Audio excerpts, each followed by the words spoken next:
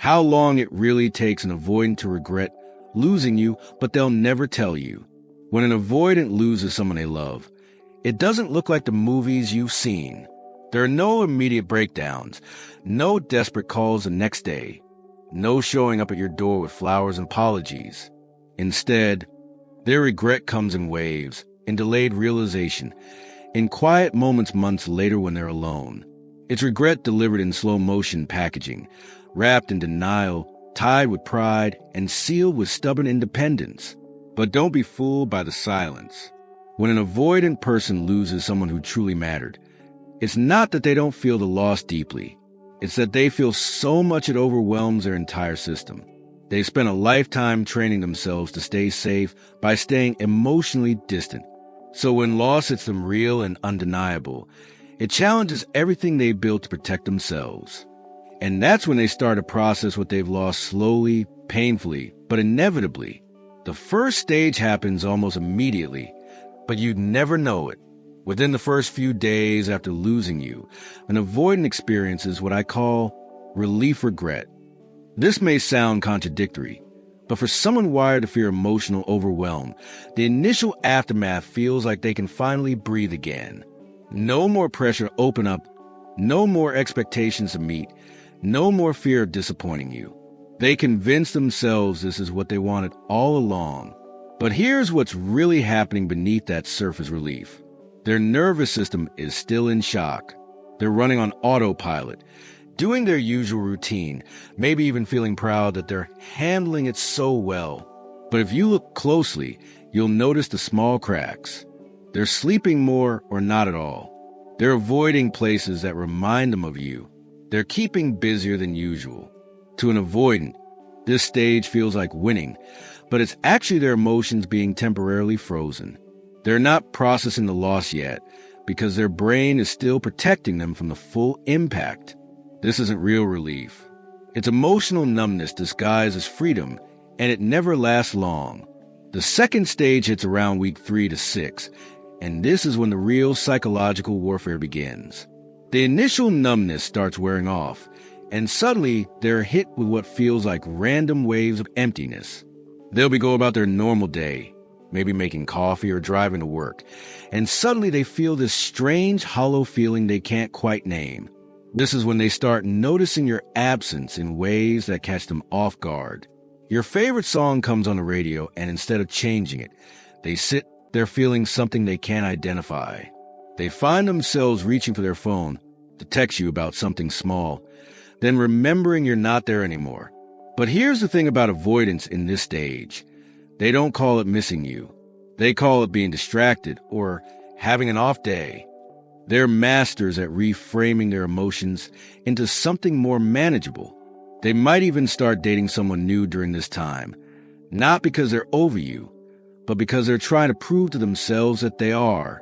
They need evidence that they can function without you, that they made the right choice. But the new person feels wrong in ways they can't explain. The conversations feel shallow, the connection feels forced, and they find themselves comparing everything to what they had with you. This is when the first real seeds of regret start growing, but they're still too proud and too scared to acknowledge them. The third stage arrives around month 3 to 6, and this is where things get really intense for them. This is what I call the reality crash phase. By now, their defense mechanisms are exhausted from working overtime, and the full weight of what they've lost starts breaking through. They begin to have these moments of brutal clarity, usually when they're alone and their guard is down. Maybe they're lying in bed at night or taking a shower or just sitting in traffic, and suddenly it hits them like a freight train. They realize you weren't just someone they were dating. You were the person who actually understood their weird sense of humor. You were the one who didn't push them when they needed space, but still stayed around. You were the rare person who made them feel safe enough to be themselves, even if they never told you that.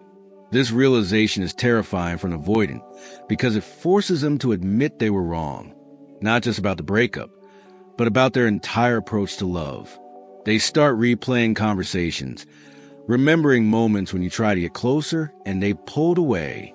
They remember the hurt in your eyes when they shut down, the patience you showed when they were emotionally unavailable. For the first time, they see their behavior from your perspective, and it's devastating. But even in this stage, they won't reach out.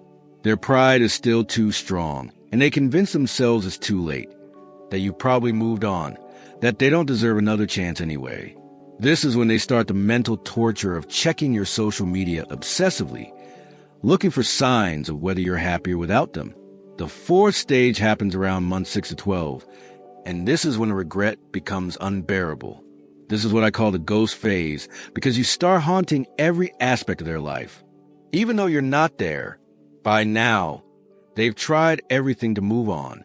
They've thrown themselves into work, maybe moved to a new place, definitely tried dating other people. But nothing works because they're carrying this heavy weight of realization that they lost something irreplaceable. This is when an avoidant starts doing things that would shock you if you knew. They drive by places you used to go together, not to see you, but just to feel connected to the memory. They keep that sweater you left at their place, telling themselves they'll return it someday, but really they just want something that still smells like you. They find themselves defending you to friends who try to badmouth you, getting angry when people suggest you weren't good enough for them. The regret at this stage isn't just about missing you anymore. It's about recognizing that they sabotaged the best thing that ever happened to them because of their own fears. They start seeing patterns in their behavior, realizing they've done this before with other people, but never with someone who mattered as much as you did. They begin to understand that their need for independence and space wasn't actually protecting them from pain. It was guaranteeing they'd end up alone with their pain, which is so much worse. This is when they might finally start going to therapy, not to get you back, but because they can't live with themselves anymore. But even then, they're processing this loss in isolation because reaching out still feels too vulnerable, too risky. The final stage can take anywhere from 1 to 3 years, and this is when regret transforms into something deeper, genuine remorse and self-awareness.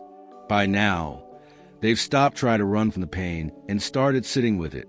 They finally accepted that losing you wasn't just bad timing or incompatibility. It was a direct result of their own emotional cowardice. This is when they understand that you weren't trying to trap them or take away their freedom.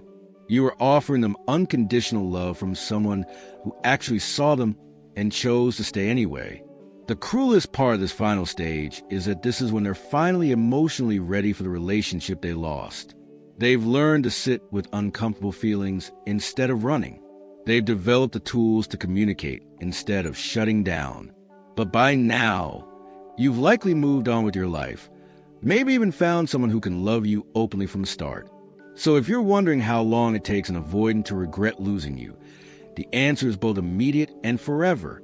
They feel the loss right away, but it takes them months or even years to fully understand what they lost and why it was their fault. By the time they're capable of being the partner you deserved, it's usually too late to get you back. Their regret becomes part of who they are, a reminder of what happens when fear wins over love. But their delayed regret doesn't minimize the pain they caused you. Sometimes the people who hurt us the most are the ones who end up regretting it the deepest. But that doesn't mean we have to wait around for them to figure it out. Don't put your life on hold waiting for someone to catch up to feelings you expressed openly from the beginning. Your job is to find someone who can love you openly, consistently, and without needing years of regret to realize what they have. If this video helped you understand a complicated timeline of avoidant regret, give a like, subscribe for more insights on attachment styles and healing, and share it with someone who might need to hear this today.